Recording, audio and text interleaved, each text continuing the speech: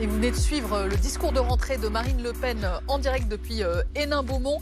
Son fief tout de suite, c'est BFM Politique, le rendez-vous incontournable de vos dimanches. Bonjour Jean-Philippe Tanguy. Bonjour. Merci d'avoir accepté notre invitation. Merci à vous. Bonjour aussi à Amandine Atalaya, éditorialiste politique à BFM TV. Lucie Roquin, bonjour. directrice des rédactions de La Tribune, puisque cette émission vous est proposée en partenariat avec La Tribune dimanche. Et si tout se passe bien, amis téléspectateurs, s'affiche à la droite de votre écran, donc jusqu'ici, un QR code qui va vous permettre d'interpeller notre invité tout au long de l'émission. Vous flashez de chez vous avec votre téléphone et nous relayons vos questions. Quel Premier ministre sera Michel Barnier? Quelques indications, Jean-Philippe Tanguy, ont été données à l'occasion des prises de parole ces derniers jours de Michel Barnier. Il a indiqué qu'il aurait beaucoup de respect pour toutes les forces politiques représentées au Parlement. Le Rassemblement national en fait partie. Il a annoncé d'ailleurs s'entretenir prochainement avec Marine Le Pen et rejeter toute forme de sectarisme. Est-ce que ces premiers mots vous font regretter le jugement définitif que vous aviez émis à son égard juste avant sa nomination? Vous l'aviez qualifié de fossile à qui on essaye de redonner vie. Vous avez dit également que c'est l'un des hommes politiques les plus stupides, je vous cite, de la Ve République.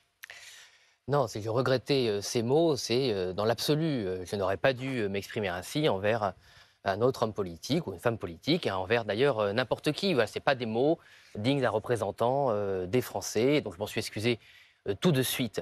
Le fait de respecter le Rassemblement national, ses électeurs, de respecter d'ailleurs tous les électeurs, mais aussi ceux qui n'ont pas voté, qui sont encore nombreux malgré l'élan populaire des dernières législatives, c'est le moins qu'on puisse demander à un Premier ministre de la France. Si M. Barnier peut diminuer, voire clore cette séquence épouvantable du macronisme qui a consisté à opposer les Françaises et les Français les uns contre les autres, étant l'arrogance et la vanité permanente, tant mieux. C'était en tout cas le premier critère donné par Jordan Bardella et Marine Le Pen pour exercer ses responsabilités et en tout cas pour accepter que nous ne censurions pas M. Barnier. Ce qui rend, pour revenir un instant sur vos propos précédents, mais d'autant plus étonnant le fait que vous ayez pu les tenir, puisque vous demandez à vos adversaires de vous respecter. Vous dites vous-même que vous avez a priori manqué de respect, mais vous êtes venu à cette conclusion vous-même ou c'est parce que Marine Le Pen vous a rabroué et vous a dit de vous comporter plus élégamment? Non, j'en suis venu à cette conclusion moi-même. Je connais suffisamment Marine Le Pen pour savoir qu'elle ne pouvait pas cautionner les propos que j'ai tenus à ce moment-là. Pourquoi je les ai tenus? Et peut-être d'ailleurs c'est une piste de réflexion pour M. Barnier. Moi je me suis excusé pour des propos que j'ai tenus. Je les ai tenus parce que profondément dans mon engagement politique, tout ce qu'a représenté M. Barnier jusqu'à présent, aussi bien au niveau français qu'au niveau européen, a mené partout en France et dans mon territoire à des situations humaines épouvantables.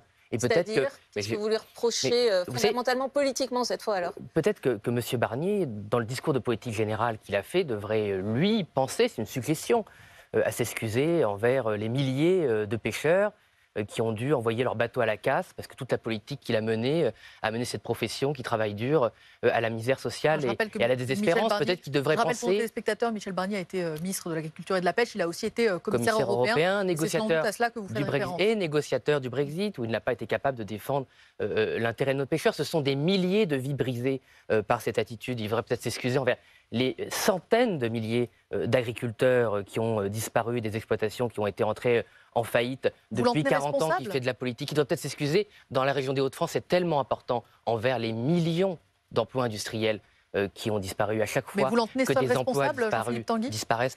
Ce sont des familles qui sont brisées. Vous l'en tenez seul responsable, Jean-Philippe Tanguy? Je vous repose la question. Il est responsable comme l'ensemble d'une certaine classe politique. Lui a d'éminentes responsabilités. Vous savez, il a été 2 fois commissaire européen.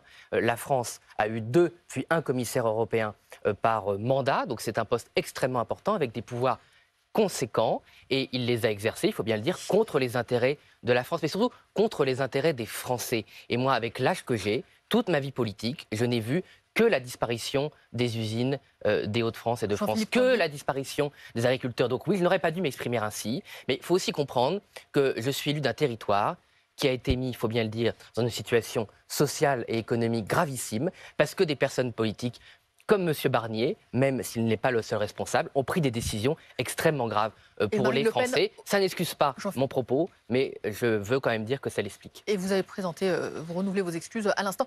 Marine Le Pen est censée le rencontrer dans les prochains jours. Est-ce que la date de cet entretien, à votre connaissance, a déjà été fixée? Non, elle n'est pas encore fixée. Marine Le Pen a indiqué, elle a raison, qu'il est normal que M. Barnier rencontre déjà les forces politiques qui sont susceptibles d'être dans son gouvernement et ensuite le principal parti d'opposition, ce qui confirme, parce que j'ai vu que la gauche essayait d'intoxiquer les Français avec cette fausse information. Évidemment, nous ne participerons pas à un gouvernement de M. Barnier. M. Barnier, je crois que je l'ai fait comprendre, n'est pas de notre famille politique et ne pas. Ah, bien sûr, on dira non. On espère que M. Barnier va changer de logiciel, mais il n'est pas issu du Rassemblement national. Même s'il vous appelle de sur des sujets qui vous tiennent à cœur, vous dites non. Non, mais moi, je ne suis pas engagé en politique et je crois personne au Rassemblement national pour un poste. Nous, on s'est engagé sur un programme de rupture, de redressement national. Monsieur Barnier, je le souhaite, pourrait peut-être être le début du redressement national, mais en attendant son discours de politique générale, il peut encore être l'artisan du syndicat de faillite de la Macronie. Mais dans la mesure où vous voulez être constructif, si il entend porter certains de vos projets, certaines de vos mesures, il n'y a pas une logique pour vous à les porter au gouvernement? Non, au gouvernement, vous, en tout cas, si vous êtes correct, je crois que moi, je ne pense pas que monsieur Barnier m'appelle.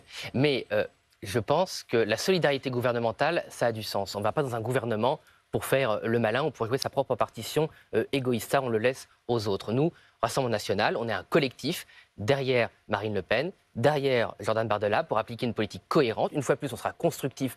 Moi, à la Commission des Finances, je pense qu'on en parlera. Je serai toujours prêt à faire des propositions d'économie, des propositions de meilleure gestion, une façon d'améliorer la justice fiscale pour que ce ne soit plus les classes populaires et les classes moyennes qui paient les cadeaux fiscaux très généreux que M. Macron a fait depuis 7 ans et qui nous ont mis dans de grandes difficultés.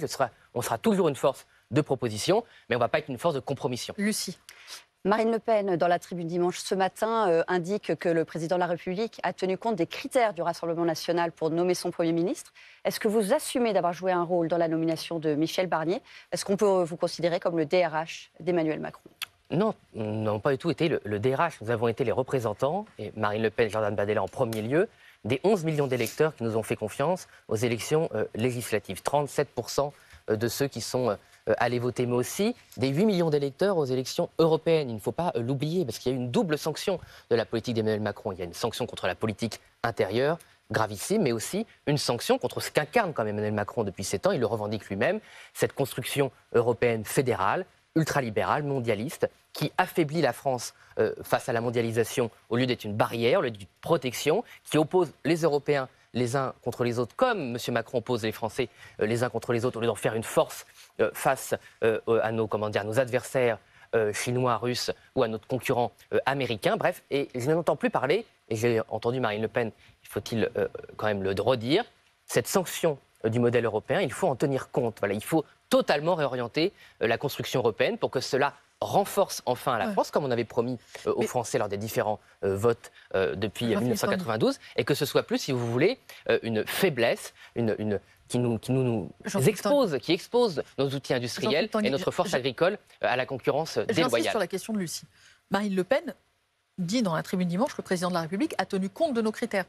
C'est gênant pour vous qu'on dise que Michel Barnier, finalement, a été nommé avec votre assentiment. Vous ne souhaitez n'avoir aucune responsabilité dans cette nomination? Non, mais ce n'est pas du tout gênant. Et d'ailleurs, c'est quand même assez triste pour M. Macron, puisque cela révèle le mensonge avec M. Attal qu'ils ont fait, et toute la Macronie aux Français aux élections législatives, prétendant que le Rassemblement national était infréquentable, que nos électeurs avaient tort. Et en fait, non, nos électeurs sont parfaitement fréquentables. C'est grâce à vous que Michel Barnier Nos représentants et Marine Le Pen est parfaitement fréquentable. Nous n'aurions pas dû faire face à un barrage républicain, puisqu'on voit bien qu'après l'élection, ils ont besoin de nous pour que la France soit gouvernable. Et sans nous, la France est ingouvernable, puisque les alliés de circonstance de M. Macron, à savoir les insoumis ou les écologistes, passent leur temps à mettre de l'huile sur le feu, à alimenter des situations de chaos et à vouloir rejouer les élections en permanence quand ils les ont perdues. Donc il y a quand même eu un mensonge des forces de gouvernement très grave contre la démocratie, parce que faire aller... Moi, je pense aussi aux électeurs qui, sincèrement, ont cru le président de la République, ont cru M. Attal,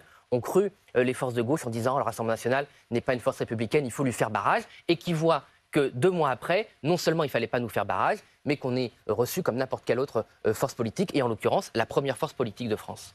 Marine Le Pen utilise beaucoup l'expression, Jordan Bardella aussi, de Michel Barnier qui serait un gouvernement sous surveillance.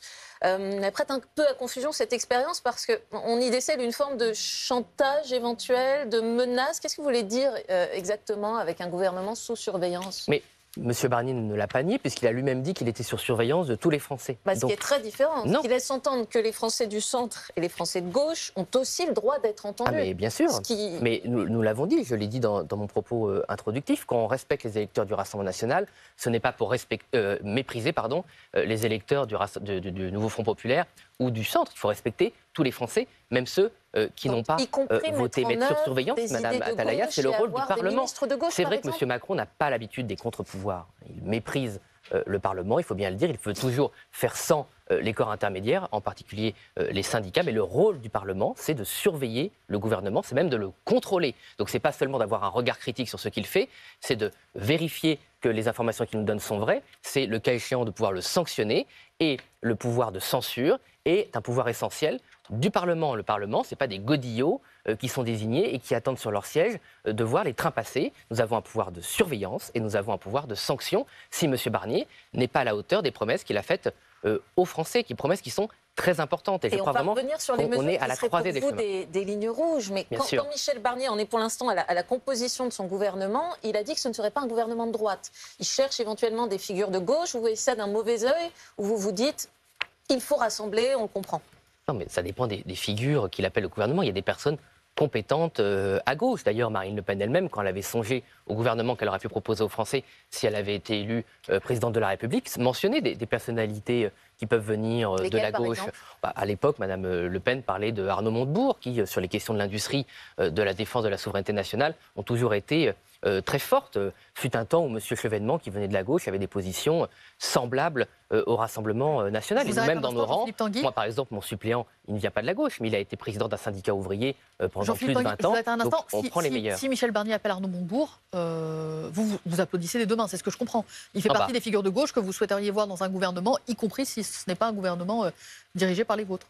C'est sûr que je préférerais voir M. Montebourg que un tenant du macronisme à l'économie. En tout cas, on ne peut pas faire pire que M. Le Maire. Lucie. Vous aviez indiqué le dépôt immédiat d'une motion de censure si des ministres insoumis étaient appelés dans un gouvernement de gauche. Y a-t-il une règle similaire si des ministres du gouvernement Attal étaient reconduits?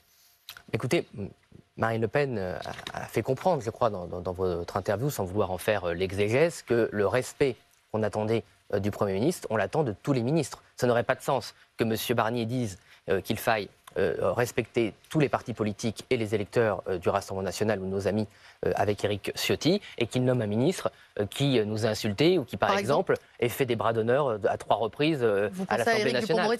Oui, mais voilà, je donne cet exemple à bon escient parce que vous savez qu'on a un tel niveau... Éric Dupond-Moretti ne peut pas être reconduit pour vous. C'est pas à moi de le décider, mais je donne un exemple vous dites flagrant. Que vous censurez s'il est au C'est à gouvernement. lui que je pense spontanément, même si c'est pas à moi de décider, puisque au-delà des élections, quand vous avez quand même le garde des Sceaux, une des fonctions les plus anciennes de notre pays, qui a existé même sous les Capétiens, qui, face au Parlement, fait 3 fois un bras d'honneur, d'ailleurs pas à nous, au LR, à Olivier Marleix, en l'occurrence président du groupe Les Républicains à l'époque. Le fait que M. Macron n'ait pas sanctionné un tel individu immédiatement, qui fait un bras d'honneur aux représentants des Français. C'était tellement le symbole de la déliquescence du macronisme. Je précise tout de même, l'histoire d'être parfaitement complète, que Éric Dupond-Moretti, à l'époque, s'était expliqué en disant que ce n'était pas aux parlementaires qu'il indiquait le geste, mais qu'il leur indiquait qu'ils ne respectaient pas eux-mêmes l'état de droit, et que ce qu'ils critiquaient, c'était davantage leur attitude qu'ils ne les insultaient. Je précise tout de même, parce que il faut donner la parole à tout le monde. Oui, la différence, c'est que moi, quand je fais une bêtise, j'essaie de m'excuser sans trouver d'excuses vaseuses. Bon, l'explication que vous me donnez, il a fait un bras d'honneur au Parlement, c'était inacceptable, et toute explication est vaine. Est-ce que le RN acceptera que Xavier Bertrand rejoigne le gouvernement Barnier? Écoutez, ça me paraît compliqué par rapport aux critères que j'ai donnés, mais ce n'est pas à moi de le décider. Moi, je fais partie d'un collectif. C'est peut-être aussi la différence avec que le Rassemblement national est différent des autres partis politiques, c'est qu'on est un groupe uni, cohérent, qui se concerte, et une fois qu'une décision a été prise, on l'applique collectivement. Mais les critères qui ont été donnés me semblent très compliqués pour M. Bertrand. Mais voyez, M. Bertrand, donnez un exemple. Quand il a gagné les élections, il a dit « j'ai brisé la mâchoire du Rassemblement national », dans une région où le Rassemblement national est souvent très en tête et qui a élu Marine Le Pen 2 fois, aussi bien en 2017 qu'en 2022, avec une large majorité, si elle avait été les seules à voter. On ne parle pas comme ça des gens quand on a une victoire électorale. Moi, quand j'ai gagné dans ma circonscription, à ma petite échelle, j'ai adressé un courrier comment dire, à celui que j'ai battu, un courrier républicain, pour saluer le travail qu'il avait fait, même si je n'étais pas d'accord avec lui. Je n'ai pas dit que je lui avais brisé la mâchoire. Ces propos venant de vous, même si vous venez de vous excuser, peuvent être perçus avec un certain sourire, dans la mesure où vous avez tenu des propos parfaitement irrespectueux à l'encontre de Michel Barnier. Mais donc vrai, juger les gens sur leurs propos passés peut paraître étonnant. Mais moi, je me suis excusé, pas 6 ans après, mais 6 heures après. Bon, donc moi, je veux bien encore m'excuser. Je m'excuse. J'ai aucune difficulté. Vous savez, moi, je ne suis pas étouffé comme M. Bertrand par un goitre d'orgueil qui m'empêche de reconnaître quand je me suis trompé. Je me suis trompé. Je ne me suis pas défaussé. Je n'ai pas cherché à fuir cette erreur. Après, il n'y a pas non plus de quoi se rouler par terre. Pour avancer, Amandine. Pour parler du fond, sur ce que vous avez entendu pour l'instant de la part de Michel Barnier, est-ce que vous êtes plutôt confiant sur le fait qu'il soit un Premier ministre autonome? On sait que l'Élysée, par exemple, a décidé qu'il n'y aurait plus de conseiller commun entre l'Élysée et Matignon. Michel Barnier n'a pas remercié, par exemple, Emmanuel Macron lors de la passation de pouvoir pour l'avoir nommé. Et il compose seul son gouvernement. Est-ce que, dont acte, ça vous rassure sur la façon dont Emmanuel Macron se met en retrait aujourd'hui? Mais si c'est vrai, tant mieux. On jugera sur pièce. Par exemple, le fait, si j'ai bien lu les informations de BFM TV, que M. Barnier ait choisi le directeur de cabinet sortant de Bruno Le Maire, qui a mis notre pays dans une situation de quasi-faillite budgétaire, n'est pas très rassurant. Là, je pense qu'il y a dans la haute fonction publique, aussi bien d'actives que de non-actives, des personnalités très qualifiées qui auraient pu mieux faire que le cabinet sortant un mauvais signal pour de M. Le Maire. Oui, c'est un mauvais signal. Alors, une hirondelle ne fait pas le printemps, mais on va voir ce qu'il en est. Moi, j'avoue que j'ai été très surpris par ce choix, puisque ce sont des sujets qui m'intéressent, et j'ai du mal à comprendre comment on peut choisir une personnalité qui, de toute évidence, a endossé la très mauvaise gestion des fonds publics de M. Le Maire. D'ailleurs, pour vous, la leçon des élections, c'est qu'Emmanuel Macron doit se tenir à distance. Vous lui demandez désormais de renoncer à l'hyperprésidence, Jupiter, tous les termes que l'on a vus fleurir au cours des dernières années. Mais bon, pour le coup, M. Barnier l'a dit. Il a dit le président doit présider. Donc ça impose une certaine prise de hauteur. Est-ce que vous faites la même lecture que lui? Est-ce que vous demandez à Emmanuel Macron désormais de laisser faire le Parlement? Mais il faut que M. Macron remplisse son rôle constitutionnel. Donc veiller au bonheur des institutions, présider, être garant de la cohésion nationale. Être moins interventionniste. Ce serait déjà pas mal. Non, mais c'est pas être moins interventionniste, c'est faire le contraire de ce qu'il a fait depuis 7 ans, une fois de plus, sur la cohésion nationale. M. Macron, quand il prend la parole, au-delà d'ailleurs des électeurs du Rassemblement national, c'est valable. Bon, c'est au-delà des partis politiques, met de l'huile sur le feu en permanence, oppose les gens à une espèce de plaisir sadique à agresser les plus fragiles des Françaises et des Français. Tout ça, c'est fini. J'espère que tout cela est derrière nous. Bon, je suis assez sceptique compte tenu de la personnalité de M. Macron. J'ai du mal à croire qu'il va vraiment se mettre en retrait. Il l'a promis à de maintes fois. Je me souviens de l'élection présidentielle de 2022. Il avait entendu les Français, il avait écouté tout le monde, il avait compris. Il serait différent. Mais je crois que M. Macron, plus il consulte les gens, plus il est en fait d'accord avec lui-même. L'avenir nous le dira. Lucie. Le Rassemblement national défendait une opposition constructive avec les gouvernements précédents. Est-ce que votre positionnement sera totalement identique avec le gouvernement Barnier?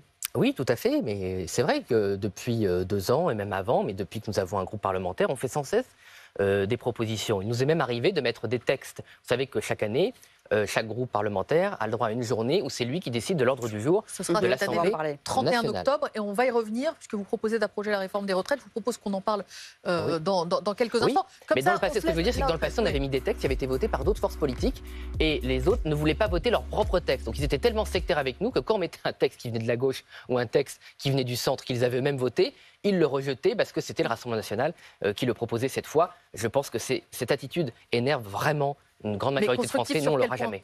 Sur quel point est-ce que vous comptez être constructif? Est-ce que là, vous lui proposerez, au-delà de la réforme des retraites, un certain nombre de textes à voter? Bien sûr, vous avez déjà des textes sur la table? Mais le texte sur l'immigration, qui reprenait un nombre considérable de mesures de Marine Le Pen et Jordan Bardella, même s'il ne venait pas de nous, on l'avait voté. Et puis, M. Macron s'est organisé. Viendront de vous s'est organisé des propositions sur l'immigration, des propositions de meilleure gestion des finances publiques. Vous l'avez dit sur la niche abrogation de la réforme des retraites. En amendement, sans doute, des propositions complémentaires. Vous savez, on a été un des groupes les plus actifs au Parlement. Et je crois aussi que ce que les Français, quand ils ont voté massivement pour le Rassemblement national en juin, c'est qu'ils étaient d'accord avec la ligne de Marine Le Pen au Parlement, à la fois une opposition radicale à Emmanuel Macron, mais aussi des propositions constructives et ne jamais faire la politique du pire. Parce qu'une fois plus, nous sommes souvent élus au Rassemblement national de territoires qui ont beaucoup souffert des erreurs politiques des 50 dernières années. Et moi, quand je rentre dans la Somme, je ne suis pas là pour mettre de l'huile sur le feu, je suis là pour essayer de proposer des solutions à celles et ceux qui m'ont élu et qui nous ont fait confiance. Amandine. Sur ce que peut faire Michel Barnier dans l'immédiat pour essayer de comprendre quelles seraient vos urgences ou vos priorités. Si on regarde les textes qui, pour l'instant, sont en suspens, il y a par exemple la loi sur la fin de vie, la loi d'orientation agricole, la création du délit d'homicide routier, la réforme du brevet des collèges, la suppression du droit du sol à Mayotte. Qu'est-ce qui doit être repris, examiné le plus vite selon vous ? Écoutez, l'urgence, par exemple, c'est la situation agricole. Nous avons, dans cette rentrée, de très mauvaises récoltes sur le blé, sur d'autres récoltes. Le colza, parfois ça va pas. Il y a un double problème, c'est la quantité de céréales qui est récoltée par nos agriculteurs, mais c'est aussi leur qualité, ce qui fait qu'une part considérable du blé, par exemple, pourrait ne pas être qualifiée pour l'alimentation humaine, ce qui ferait des baisses de revenus considérables. Or, dans le reste du monde, les récoltes sont plutôt bonnes, ce qui fait que les cours mondiaux des céréales vont rester à un niveau assez bas et que les agriculteurs ne pourront pas récupérer par le prix ce qu'ils ne pourront pas faire par les quantités. Donc là, il y a une urgence à revoir totalement cette loi d'orientation agricole qui était une loi très faible. Ces mesures qu'on n'avait pas concrètes, par soutenue. exemple, passent avant une mesure plus politique comme la proportionnelle. C'est pas l'urgence, ça, vous le concédez. Il est évident que, par exemple, la situation des agriculteurs, des paysans français, ou d'une manière générale, des salariés français passe avant la proportionnelle. Mais l'un n'empêche pas l'autre. Vous savez, nous avons le temps de voir plusieurs textes. À l'Assemblée nationale, nous avons 8 commissions permanentes qui peuvent travailler parallèlement, puis des commissions extraordinaires. Mais par exemple, si on nous faisait travailler sur une loi sur la fin de vie, que moi je voulais voter, donc ce n'est pas une opposition personnelle, avant le problème des agriculteurs, avant le pouvoir d'achat des Français, avant des lois sur l'immigration, on serait totalement en décalage. Il faut la faire quand avec même, la les loi sur la fin de priorités. vie. Vous demandez à Michel Barnier de la reprendre ? Mais bon, c'est une volonté des Français de légiférer, donc il n'y a pas de raison de s'opposer à ce que cette loi revienne un jour sur le bureau du Parlement. Mais ce n'est pas la priorité au quotidien des Français. Moi, même si ça touche beaucoup de familles, évidemment, et beaucoup de soignants dans notre pays, par exemple à l'hôpital, on l'a bien vu hier avec la visite de M. Barnier, ce que les soignants ont demandé à M. Barnier, c'est des moyens humains, des moyens matériels, une meilleure organisation avant la loi sur la fin de vie. Donc, effectivement, il y a beaucoup d'urgences dans notre pays. J'espère qu'il choisira les bonnes. Lucie, vous aviez une question sur la motion de censure. Oui, le Rassemblement national a indiqué que Michel Barnier serait jugé sur son discours de politique générale. Quels sont les éléments de son discours qui feront que vous soutiendrez ou que vous rejetterez la censure ? Mais finalement, c'est assez simple. Est-ce que M. Barnier a compris le vrai sens des élections européennes et législatives ? À savoir que les Français veulent un changement total de logiciel, qu'on change totalement de cap, qu'on rompe totalement avec le macronisme, finalement. Voilà. Donc est-ce que M. Barnier, sur l'immigration, va vraiment appliquer, par exemple, les mesures qu'il avait promises lors de la primaire des Républicains il y a seulement 3 ans. Vous préconisez le retour de ce moratoire de 3 sur un ans moratoire sur l'immigration, sur la reprise en main de nos aides de protection sociale pour prioriser les Français et les étrangers en situation régulière qui ont travaillé depuis plusieurs années sur notre territoire, aux clandestins et aux personnes qui ne devraient pas être sur notre territoire, sur la valorisation du travail. Il a eu des mots, on va voir si ça se concrétise, sur la justice fiscale. Moi, j'ai été très attentif à cette question. Est-ce qu'effectivement, on va cesser de privilégier une toute petite minorité, même pas 1% des Français, pour faire payer la facture à l'essentiel des classes moyennes et des classes populaires? Je pense par exemple au poids de la TVA et de la fiscalité sur le carburant, sur l'électricité, sur le gaz. Bref, toutes ces dépenses contraintes qui font, j'ai vu une étude de l'IFOP en début de semaine, que vous avez près de la moitié des Français qui, au 10 du mois, ont moins de 50 €, et un quart des Français, en particulier ceux qui ont entre 40 et 60 ans, c'est-à-dire ceux qui ont fait leur carrière,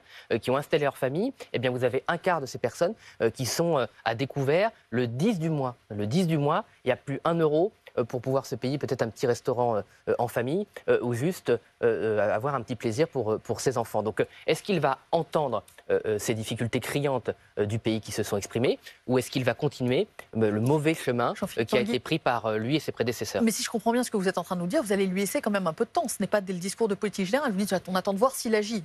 Pour agir, ça veut dire qu'il faut qu'il s'inscrive dans la durée. Dans un discours de politique générale, on voit déjà ce qui va arriver. Moi, je me souviens, vous m'aviez interviewé à l'époque, juste après le discours de Gabriel Attal. Vous m'aviez trouvé trouvé dur quand je vous avais dit qu'il n'avait rien annoncé, à part des détails insignifiants, que ça n'allait rien changer. Bon, ça n'avait rien changé. Mais on peut imaginer pas de censure, par exemple, avant 2027 ?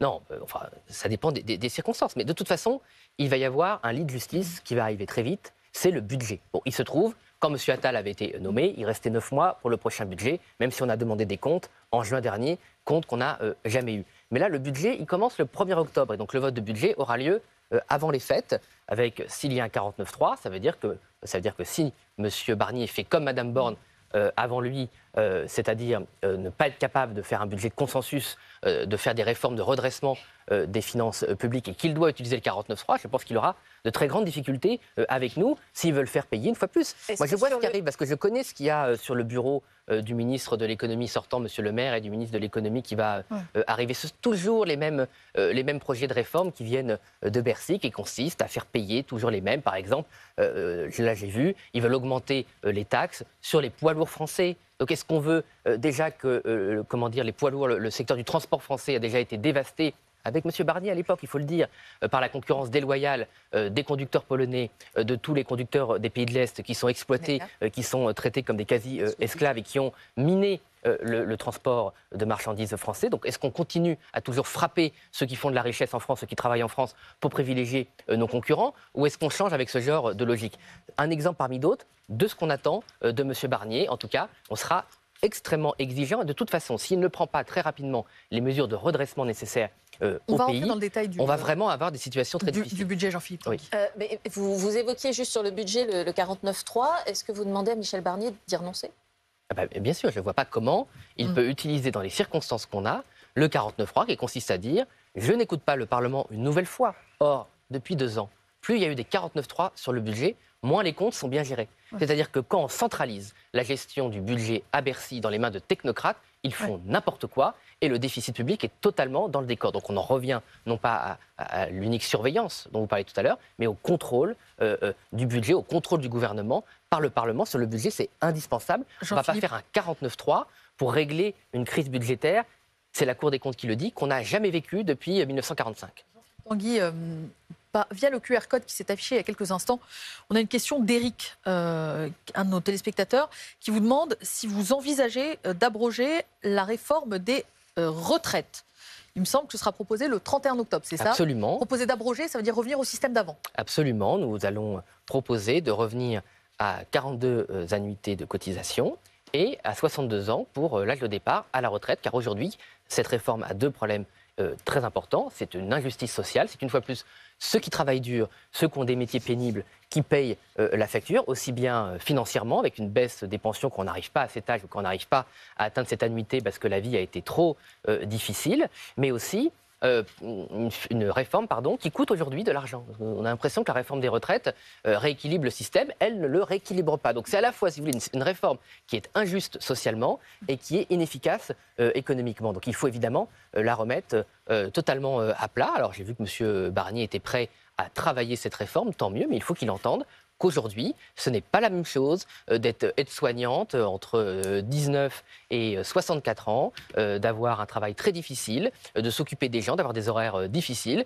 et d'être comme moi, privilégié. J'ai eu la chance de faire les études, des études que je voulais, de travailler dans des circonstances faciles. Bah oui, je n'ai pas la même difficulté au quotidien que les personnes qui travaillent dur. Voilà. Et de ne pas être capable, parce que M. Barnier a le même parcours que moi, en l'occurrence, de reconnaître qu'on est des privilégiés et que c'est trop facile de taper sur ceux qui ont moins de chance que nous, moi je ne le supporte pas. Parlons un peu finances. La réforme que vous préconisez coûtera 30 milliards d'euros à l'État, au bas mot. Est-ce qu'à force de défendre le système des retraites, vous ne craignez pas de le mettre en faillite? Non, mais pas du tout. Bon, nous, on a un chiffrage, et d'autres instituts comme l'IFRAP le font, de 10 milliards d'euros. Mais imaginons que la réforme puisse coûter un peu plus cher même que ce que nous pensons, nous. Et pour le moment, sur les analyses financières et économiques, je suis désolé, Marine Le Pen, qui a été beaucoup critiquée, les faits lui ont toujours donné raison. Nous, ce qu'on critique au-delà de ça, c'est cette gestion permanente de la pénurie. C'est-à-dire les femmes et les hommes politiques sortant du système, qui ont échoué sur la politique économique, la politique industrielle, la politique agricole, la politique commerciale, font payer aux travailleurs français et aux entrepreneurs leur échec. Ils n'envisagent jamais de rétablir, par exemple, la productivité du travail et des moyens de production. C'est-à-dire qu'avec les mêmes personnes, vous faites vous créez plus de richesses, comme ce qui s'est passé Et pour ça, il faut pendant les travailler 30 aussi Glorieuses. plus longtemps, on le Aujourd'hui, sait. non, ça, c'est pas la productivité. Ça, c'est la quantité de travail. La productivité, par exemple, aux États-Unis, aujourd'hui, les gains de productivité sont les doubles que les gains de productivité en France et en Europe. Prenez un exemple, la recherche, les budgets de recherche et développement.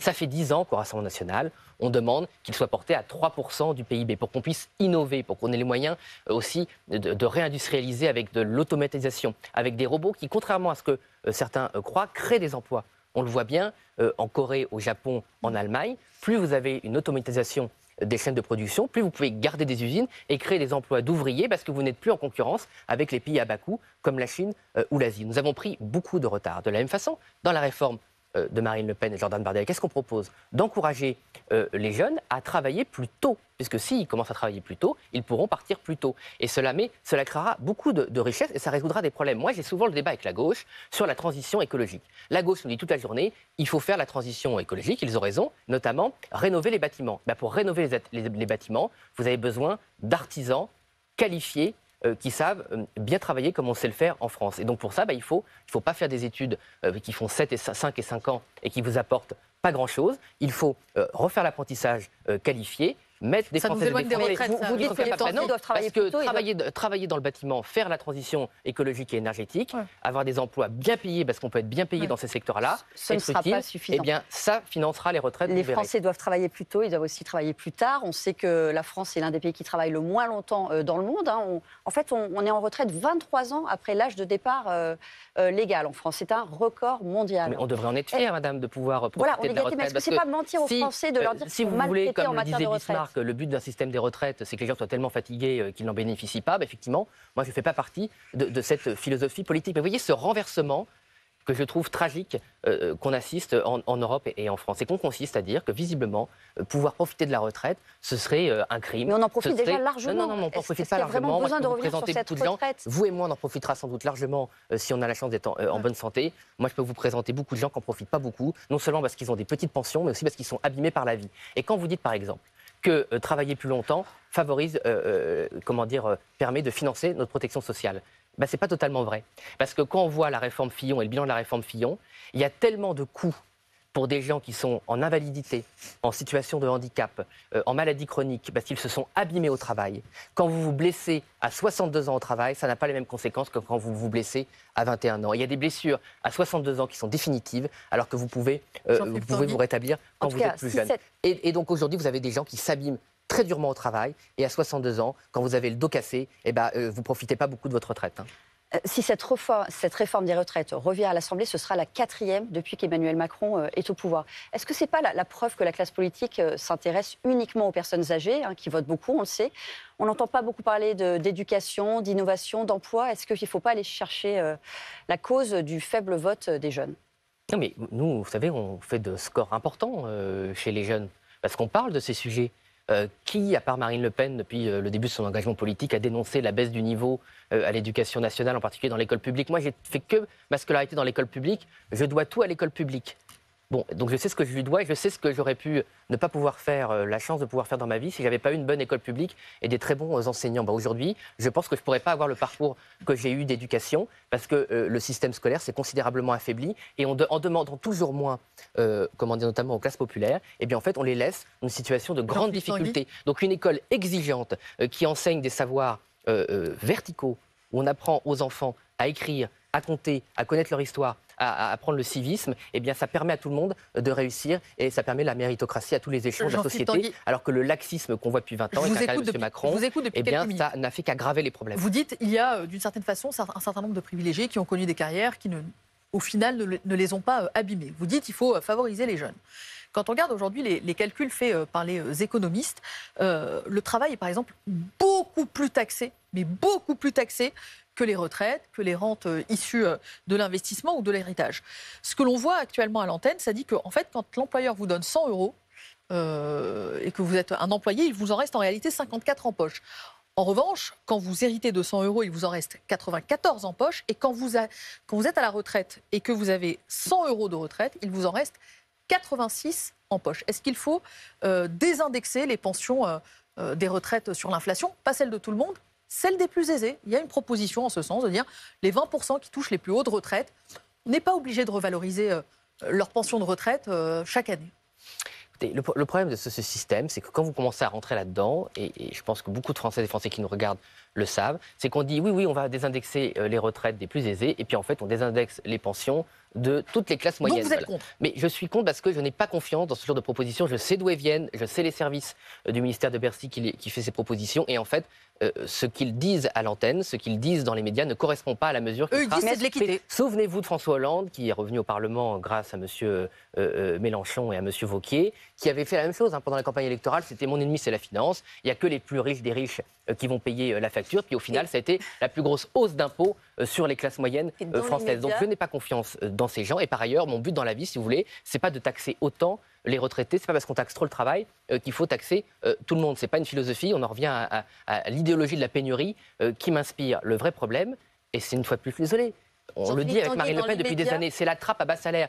Monsieur Barnier va-t-il rompre avec 40 ans de politique qui ont fait qu'aujourd'hui, vous êtes coincé au SMIC parce que l'organisation des cotisations, des exemptions de cotisations est tellement mal faite que, effectivement, augmenter un salarié au SMIC qui travaille bien et à qui vous voulez reconnaître ses mérites, et ben, pour l'augmenter de 500 euros de pouvoir d'achat, de 100 euros de pouvoir d'achat, pardon, ça vous coûte 500 euros entre les taxes sur les retraites et la prime pour sur les retraites. Vous savez que Michel Barnier ne veut pas l'abrogation de la réforme des retraites, mais qu'il a suggéré des améliorations possibles.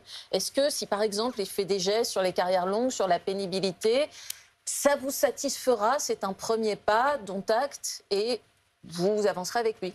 Moi, je pense qu'il est beaucoup plus simple d'abroger cette réforme et de refaire une autre réforme. Pas, donc, on verra. Non, mais écoutez, on verra. Il y a quand même, pour le coup, en tant que représentant entre les députés du NFP et les députés du Rassemblement national, une très forte part des Français qui ont élu des députés pour revoir totalement cette réforme des retraites.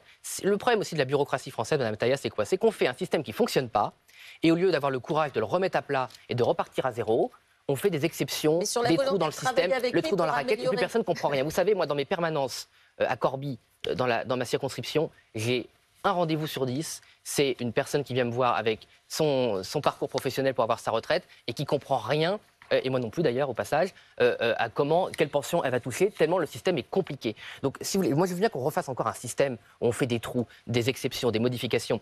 Tout ça coûte de l'argent, parce que plus vous faites de modifications, plus vous font des fonctionnaires, les pauvres, pour vérifier que tout ça fonctionne ou ne fonctionne pas d'ailleurs. Donc ce système illisible, qui fait d'ailleurs que quand vous travaillez, vous ne savez pas où vous en êtes, vous ne savez pas quelle retraite vous allez toucher à la fin de votre vie, surtout si vous êtes dans des zones un peu d'ombre, par exemple compagne d'artisans, femme d'agriculteurs, j'en ai beaucoup évidemment dans ma circonscription. Vous avez des personnes qui ne savent même pas, et l'administration n'est pas capable de leur dire où ils en sont. Donc faisons aussi des choses simples, et ce genre de promesse qui consiste à garder ce qui ne marche pas et essayer d'améliorer un peu par des exceptions, moi j'ai une logique totalement inverse. Repartons à zéro. Oui, ce qui est assez étonnant, c'est que pendant la campagne des législatives, Jordan Bardella avait dit qu'il reportait la réforme des retraites dans un second temps, le temps de mener un audit des finances publiques. Aujourd'hui, vous en faites un texte prioritaire. Donc finalement, le sérieux budgétaire, c'est juste pendant les campagnes électorales. Pas du tout, c'est la même date. On avait dit qu'on reverrait la réforme des retraites à l'automne 2024. Il n'y a pas eu d'audit, elle a raison, Lucie Robquin. Ça, malheureusement, l'audit il a été en cours. Vous allez et pas néanmoins, vous mettez les retraites en haut de la pile. Non, mais on avait dit que la réforme des retraites serait à l'automne 2024, dans le programme présenté par Jordan Bardella. Notre niche, vous l'avez dit, Mme Latrousse, c'est le 31 octobre 2024. Donc je crois que le 31 octobre, on est en plein dans l'automne. Donc on fait exactement ce qu'on avait annoncé en l'occurrence. Il n'y a pas eu l'audit, mais je le regrette. Mais excusez-moi, on nous a dit le Rassemblement national ment, en l'occurrence, soi-disant, je mentais sur vos plateaux, ça m'a été reproché à plusieurs reprises. On sait très bien ce qui se passe dans les finances publiques. Je vous ai dit, c'est pas vrai. La Cour des comptes et Bercy nous disent qu'il faut ouvrir le capot. On ne comprend pas la dérive des dépenses. 2 mois plus tard, on apprend que le déficit public sera 50% supérieur à ce qui a été promis. Donc moi, j'appelle ça une dérive des dépenses. Et aujourd'hui encore, quand vous lisez la presse économique, et je sais, madame, que vous y êtes très attentive, il y a très peu de gens qui sont capables de nous expliquer comment on se retrouve dans cette situation ubuesque où Bercy n'arrive plus à savoir où va l'argent. Jean-Philippe Tanguy, est-ce qu'il y a une possibilité que le budget 2025 ne soit pas un budget de l'armée de 100 ? 20 milliards d'économies à faire pour l'année prochaine. Il faudra en faire 100 d'ici 2027, mais on garde le premier président de la Cour des comptes. Non mais les larmes et des sangs, c'est churchillien, ça renvoie à une période de guerre. Alors, je dis à M. Barnier, la France n'est pas en guerre. Nous avons la chance d'être en paix et nous pouvons faire des réformes qui ne demandent ni larmes ni sang. Ce sera un budget difficile, quoi qu'il en soit. Non mais ce qui est difficile, c'est d'affronter aujourd'hui l'État mammouth, l'État obèse. cette bureaucratie que les gouvernements français ont créée d'année en année entre la France et l'Union européenne, très concrets, avec par exemple un millefeuille administratif. Aujourd'hui, pareil, quand vous habitez dans la Somme, vous ne savez même pas de quelle intercommunalité vous relevez. Vous avez les cantons qui sont différents de la circonscription, vous avez un syndicat des eaux, vous avez un syndicat des ordures. Bref, plus personne ne comprend rien à ce millefeuille territorial. Cela coûte des milliards d'euros. Il faut avoir le courage de supprimer des échelons administratifs, de remettre de la rationalité, que aujourd'hui, moi je vois une fois plus en Picardie des fonctionnaires méritants qui sont coincés dans des bureaux, préféraient être sur le terrain au service des gens. Moi je vois dans le monde rural, on a supprimé par exemple tous les gardes champêtres pour créer des services de communication dans les intercommunalités. Écoutez, les gens, je crois, majoritairement, préféraient avoir des gardes champêtres ou des gens qui sont capables de venir vérifier leur consommation d'eau quand ça déraille. Soyons très concrets, Jean-Philippe Tanguy. Sur le terrain. À quel ministère on réduit les crédits et pour lesquels augmente-t-on les crédits? Par exemple, la transition écologique doit perdre 3 milliards l'an prochain. Est-ce que c'est légitime compte tenu du réchauffement climatique? Mais l'argent ne va pas là où il faut. Prenons l'exemple de la transition. Nous subventionnons depuis plusieurs années des voitures électriques. Et quelques années plus tard, on se rend compte que les planifications industrielles de ces voitures ne fonctionnent pas, que tous les industriels nous disent que ça a été fait en dépit du bon sens. Les consommateurs ont de très mauvais retours d'utilisation parce qu'on a subventionné massivement, avec l'argent des Français, des modèles qui ne fonctionnaient pas. Et donc on a fait ça n'importe comment. Donc vous voyez, on aurait investi, ce que je vous disais tout à l'heure, davantage dans la recherche et développement plutôt que de faire des chèques aux constructeurs qui ne servaient à rien. On n'aurait pas dépensé de l'argent n'importe comment. Dans la rénovation thermique, on se rend compte qu'on a mis beaucoup d'argent. Mais comme on n'a pas forcément les artisans et les compétences, qu'il y a beaucoup de travail détaché des pays de l'Est au lieu d'engager ou de former des personnes en France, cet argent a été mal utilisé. Aujourd'hui, cet argent est mal utilisé. Donc oui, on peut voir des coupes, ça sert à rien. En même temps, vous préconisez de baisser la TVA sur les énergies. Le prix de l'essence n'a jamais été aussi bas, l'inflation est enfin passée sous les 2%. Est-ce que c'est vraiment la priorité? Ça coûte des fortunes. Est-ce que c'est la priorité? Est-ce que c'est comme ça qu'on va redresser les comptes publics? Non, mais vous voyez dire que le carburant n'a jamais été aussi bas. Depuis 2 ans. Non mais d'accord, il est très haut et on veut habituer, M. Macron et ses amis ont voulu habituer les Françaises et les Français à avoir un carburant très élevé, au-dessus d'1,50 € de manière structurelle et que bientôt au-dessus de 2 €. Nous, on ne considère pas que ce soit normal parce que l'énergie, ce n'est pas un bien comme un autre, c'est un bien de première nécessité. On ne peut pas vivre dans beaucoup de territoires en France si on ne peut pas faire le plein de sa voiture. Donc vous le reproposerez pendant le budget. On ne peut pas vivre si on n'a pas l'électricité pour se chauffer. Donc la baisse de la et pour TVA, faire vous allez à manger. proposer dans le prochain budget? Ah ben oui, on continuera à proposer ce genre d'économie très importante pour les Français, ce retour de pouvoir d'achat. Et nous, on proposera des réformes structurelles de l'État. Voilà. Si on compare la France à nos voisins européens, nous avons plus de 55% du PIB en dépenses publiques, pour un service public qui ne satisfait aujourd'hui personne. J'écoutais encore les dirigeants de la Macronie qui eux-mêmes disaient même nos électeurs disent qu'ils n'en ont pas pour leur argent. C'est le moins qu'on puisse dire. Donc il y a de toute évidence, et d'ailleurs c'était le cri du cœur des Gilets jaunes à l'époque, où va l'argent? Et on doit comprendre où va l'argent des Français. De toute évidence, il n'est pas bien utilisé dans les services publics. Sur la situation politique aujourd'hui, Jean-Philippe Tanguy, Marine Le Pen dit qu'elle pense qu'il peut y avoir une élection présidentielle anticipée. Qu'est-ce qui vous fait penser cela et à quelle échéance? L'échéance, nous, on ne lit pas dans le mar de café ou ailleurs. Ce que dit Marine Le Pen, qu'elle avait dit avant les élections législatives. Le président de la République a 3 instruments pour régler des crises politiques. Il a le référendum, il a toujours refusé de l'utiliser. Il a la dissolution, il vient de l'utiliser en créant, avec des alliances contre nature, avec la gauche, une situation très difficilement gouvernable, on verra. Et il lui reste quoi aujourd'hui? Qu'avait utilisé le général de Gaulle? La démission. Donc, c'est pas qu'on souhaite sa démission. À plusieurs reprises, on se fait interpeller, vous demandez la démission. On ne demande pas la démission du président de la République, mais il peut apparaître une situation politique où l'évidence, c'est que M. Macron Est-ce que c'est par exemple la prochaine étape si Michel Barnier chute à cause d'une motion de censure? Quelle issue vous voyez derrière? Pour vous, il n'y a plus que la possibilité de la démission d'Emmanuel Macron? C'est pas tant la chute du gouvernement Barnier que, par exemple, l'incapacité de réussir un budget, de faire voter ou d'adopter un budget de redressement national. Ça pourrait être une cause, effectivement, de crise très importante pour le pays. Alors, ce n'est pas les États-Unis, ce qu'on appelle le shutdown, où il n'y a plus d'argent pour payer les fonctionnaires. rassurons les Françaises et les Français, ça n'existe pas en France, contrairement à ce qu'est de faire croire la Macronie pour faire peur aux gens. Mais s'il n'y avait pas de budget de redressement des finances publiques, ce n'est pas les fonctionnaires français qui ne seraient pas payés, c'est les marchés financiers qui attaqueraient la France. Et ce serait encore... la responsabilité du vote repose sur vos épaules aussi. On ne va pas faire du chantage.